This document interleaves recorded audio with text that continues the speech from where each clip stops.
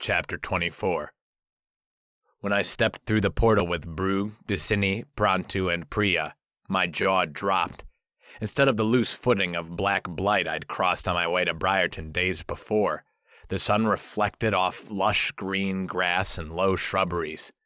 3 figures lounged around an extinguished campfire, sipping from small cups. A man on the right wore a threadbare homespun shirt and had one long bone earring dangling just beneath long strands of prematurely gray hair. The woman directly ahead rose first. Her simple green dress covered her to the wrists and hung a buxom figure. The beginnings of wrinkles formed patches beneath her eyes. Another woman with close-cropped jet black hair and a silky orange blouse and purple linen pants rose last. The woman in the center scanned us, then her gaze lingered on Priya. Her voice came tinny and bright. "That's her." The man nodded. "I concur." "Excuse me, I'm Gemini Fowler. Who are you?" The woman in the green dress bowed. "Greetings. I am Shanta. She gestured toward the man on her left. This is Yolan. She then waved her hand to her right. This is Elena. We are members of a sacred order 3 generations old, come to aid the heir of Jara in her quest to restore the rights of magic users in Rubal." "The Shadow Council," Prantu said. He stepped forward. Shanta tilted her head. "Prantu?" He nodded. "Welcome.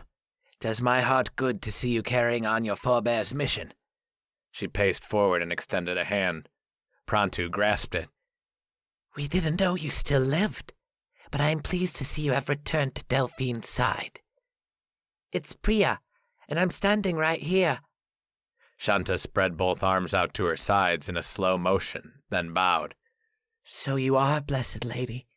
In light of the new state of my surroundings, the pleasantries were testing my patience. "Now, maybe you could all explain what happened to the blight." Shanta raised her palms to face the sky and gesture around us. "We erased it and vanquished the demons back to the underworld." "You... what?" "We weaved it out of existence." A light bulb flashed. "You mean you mana-weaved it out of existence?" Shanta cocked her head to one side. "Are you skilled in the great art?" "I've only learned of it today, actually."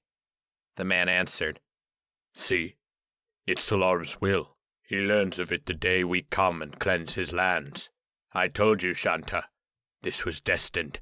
"What you did was cleanse my defenses.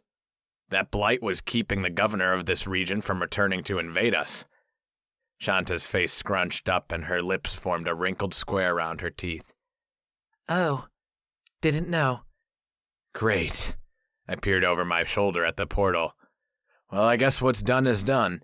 Now tell me, are you the people Priya referred to the other night when she woke and told me people were making her remember her past life through her dreams?" The 3 eyed each other in turn, then nodded in sync. Shanta said, "We have been reaching out as we camp at night. The journey is long." "Why? Why are you bringing back her memories? What makes you think she wants them?" Elena stepped toward me. "Try to understand. We are the offspring of very powerful people who've taught us the ways of the weaving. We have come to fulfill the duties for which we've waited all our lives." "And those are?" "To return Delphine to power and serve as her counsel. To serve so she might abolish levation and allow magic users privacy, instead of forcing them to register with the monarchy." "Doesn't sound so bad to me," Priya said. "I could, how do you say it, get down with that." I raised a hand. "Not so fast. I need more info." Priya pinched my arm. Hard. "They're not here for you, they're here for me." "What? Don't you trust me?" Priya formed a sidelong smile. She's screwed with me at the worst times. I sighed for about the 4th time since seeing the barrier removed from the grassy lands. Shanta, who seemed to speak for the trio, gave a conciliatory nod of the head. "We are strangers to you. Your caution is warranted when we've all seen such dark times. But very powerful beings raised us to serve in this way. Who are you to deny Priya this support?" Prantu interrupted, but his tone remained level, as if she wasn't worthy of exertion. He is the returned. Show some respect. The what?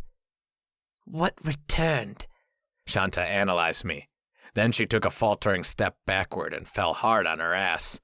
The same rigmarole was starting to bore me, but we went through it. They bowed to the mythic, and I shook it off. Destiny. Shanta eyed Elena, who shook her head. I wondered if maybe she was the leader but chose a low profile. She stood and dusted her butt off. I offer my apology, Gemini. I'm afraid our upbringing by our parents and grandparents have left us of a singular mind, a shared purpose. When we learned of your companion's return, we left our lives behind to come. You're telling me the last 2 generations since the council was formed have been waiting for Priya, Delphine, to break into the open? That's an apt description. A subtle shift of my eyes brought my focus to Prantu. His gaze was glued to the ground at Shanta's feet. Although I couldn't read his expression with that damned mask pulled up to his eyes, his body language read as passive. But the man who'd pulled Priya and me off the road in Warrington the day we took out a criminal on the street had been anything but apathetic. Priya's return to the world outside the dark wood excited him. He'd carried a light in his eyes at the mere sight of her. But it had been extinguished now that we were in go mode. Considering he'd hidden for so long right under the Wahrsager's nose, waiting for her to appear, just like this council trio, I'd expected to see that same energy again. Not only had it dwindled, but it was entirely absent. Something wasn't right. He's old. He's haggard. Maybe he's tired. I needed time to think. We had an intruder zipping around the Foundation the night previous. A scryer in Warrington needed to be dealt with. And now that the blight was gone, we were exposed. It was time to come up with a plan. But the Queen was inside.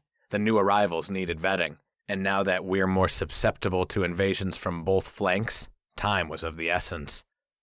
I didn't know the extent of the Wahrsager's powers. If he could literally see us, would he know the blight was erased? Did he have a way of communicating directly with the governor? And if the answers to both were yes, how long did that give us to prepare? For all I knew, Kermashian Pyre was still bound to my instance, and while I suspected any portals he opened would drop him out here, where I stood, that was still a dangerous proposition. We can talk about your mission to support Priya later. Priya's head turned toward me in slow motion, as dramatic a display as ever. Or we could talk about it now. Isn't this about me? I get the sense it's all about me. Narcissist? She punched my shoulder. I know what that means, dude. I jerked my shoulder away and sighed. We're about to leave, like, imminently. This is not a topic for now. I thought we weren't leaving until morning. We aren't, but... I had nothing. Prantu had gotten into my head.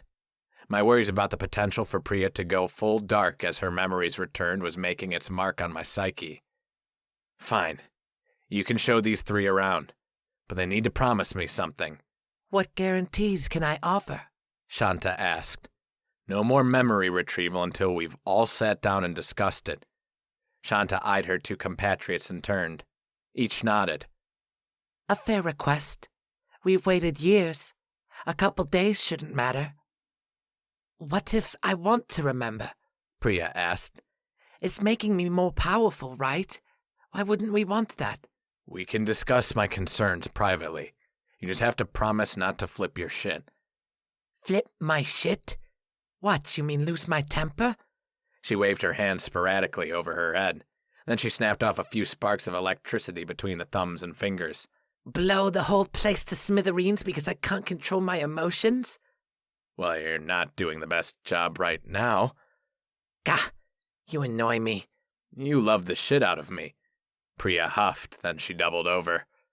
Uh-oh. Uh-oh? I set a hand on her back. What's going on? Is it time? No, I don't think so. I'm just... She retched. Onto my boot. I didn't have a sigh left as my attention soared toward her health. What can I do? I need to soak. It always helps. Okay, fine. Let's go. I eyed Shanta and her friends. Come on in. We'll see about accommodations. But I want to learn more about you.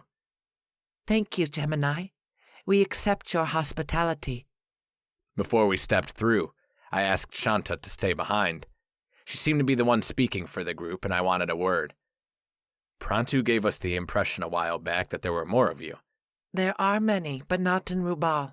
Most fled the continent when Delphine was turned, lest they be revealed as dissenters and beheaded. Why aren't they here, if helping Priya is the goal?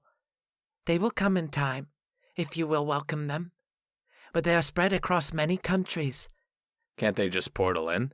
As I've learned lately, one just needs a mage capable of portals like one of my white mage companions. Shanta chuckled. One cannot simply portal across 1,000 miles of land or sea. There are limits. The only portal strong enough in Rubal, or the only one I'm aware of, is in the king's seat. And considering the young monarch's disposition toward magic users follows the sentiments of his father and grandfather before him, a group of casters isn't likely to come that way, lest they be found unregistered. I recalled the portal in the Great Hall of the Templars up north, which could be tuned to certain destinations. Can we build a portal strong enough? I can always use allies. I want one of those. Shanta chuckled. You have quite the imagination. A portal of that strength would require 20 magic users to flood their mana into it for 100 days. And that's if you could mine all the Zirium and Mithril to construct its base and framing. Maybe not. She scoffed. Right. It's too bad. I planned to free this side of Rubal from the king's proclamation, and I would have accepted all the help I could get. At the risk of sounding narcissistic myself, between Prantu and us, you likely have the support you need for now. But if the council is as powerful as I was led to believe, I'd be stupid not to seek them out. We're changing the face of Eastern Rubal. You certainly don't think small. How do you plan to do that? I've learned the governor of this region has been in cahoots with the resident underlord. Zane and Kame? Sounds like a bad action movie now that you say it aloud. Her face scrunched up in confusion. I waved a dismissive hand, then pressed on. Suffice it to say, we have plans. And no offense, but I don't know you so well, and you don't seem like one of my friends very much. So if you're really here to help keep Priya from turning to the dark side, or whatever you call it, then I won't turn you away. Prantu actually shares your concerns, and he's coming with us tomorrow.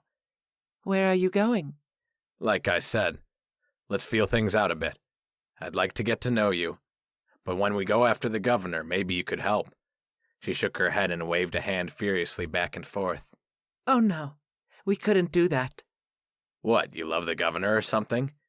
We despise him and the king who commands him. Maybe you haven't been paying attention. I have. We gain our levels seeking out and destroying only demon kind. We do not kill sentient mortals for sport, nor do we hurt innocent animals. What, so you're vegan or something? What is a vegan? Someone who eats only rabbit food? Rabbit? Ah, I see. Plants. Yes, then we are that. I laughed and shook my head in derision.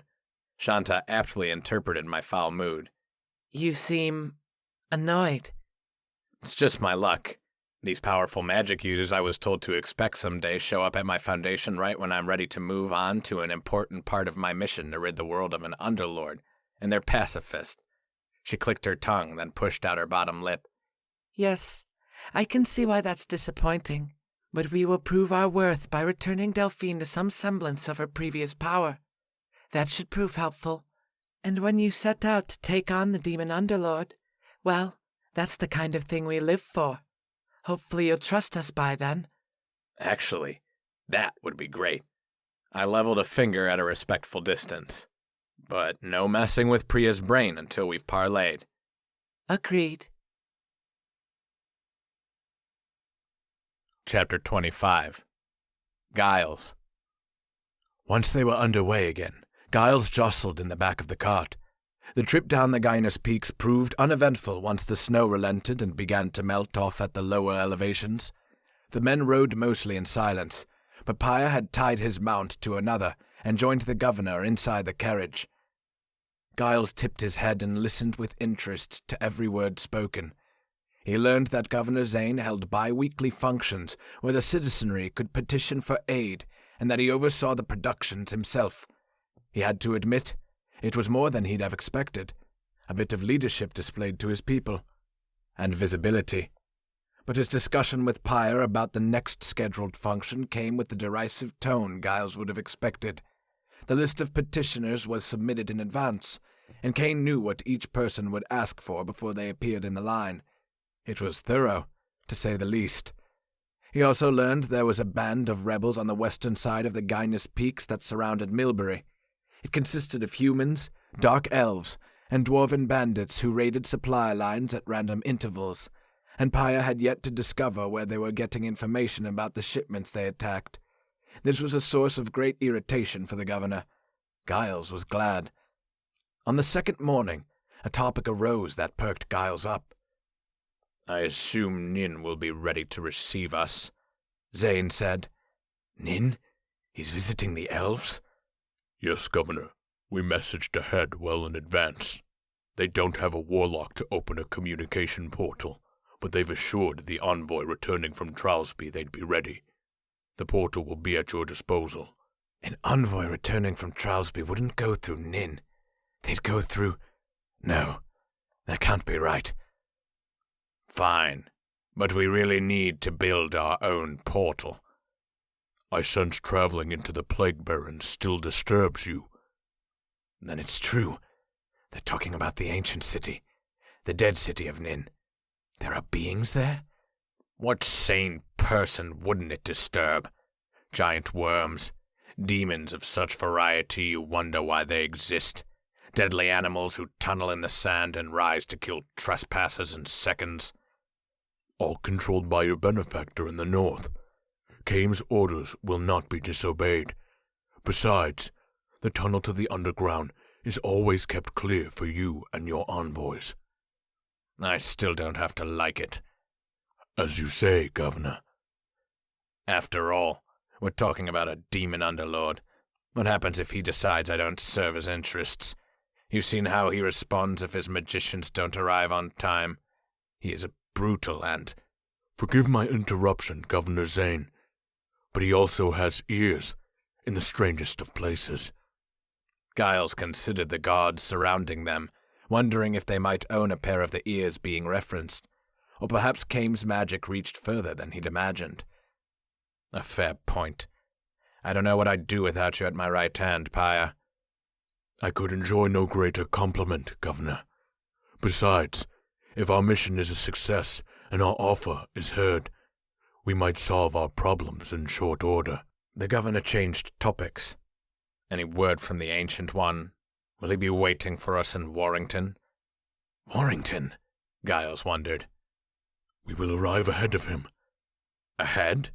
How will we navigate that maze?" "I've been there many times. I know the way in." I shiver every time I see him. His aura is disconcerting." "Yes. Despite my shadow affinity, he affects me the same way. I suppress shivers to avoid offense. Not that I'm sure he is capable of offense. The man... Is he really a man? No matter. The man has never shown me discernible emotion." "Yes, but such a dangerous being with dual loyalties concerns me." Pyre lowered his voice to a whisper, and although Giles was certain the humans on horseback wouldn't hear, the Deathlock was unaware an elf rode along. With focus he made out every word. "Keeping with my earlier sentiment about rogue ears, suffice it to say he won't be a concern for long. We spent years preparing. Now Eastern Rubal will finally be yours, and yours alone." "I hope you're right, Kamashian. If he suspects anything, it will not end well. And when Kame learns what we've done—" "That's why you're here, Governor. Your presence ensures there will be no suspicions. If we maintain our discipline, we will prevail. And your bravery is commendable." "We shall see." The governor hesitated. "Or I hope we will live long enough to see." "Kame underestimated you. We will go to Brumhill and hide as the elf did until the effect of your treachery is realized. Then the mythic will serve our purpose." "And if he doesn't conform?" then he will live in a very dark box. Giles' head reeled with the new information, but he filtered down to the piece that mattered most. He opened his clan chat, sent Gemini a message, then waited.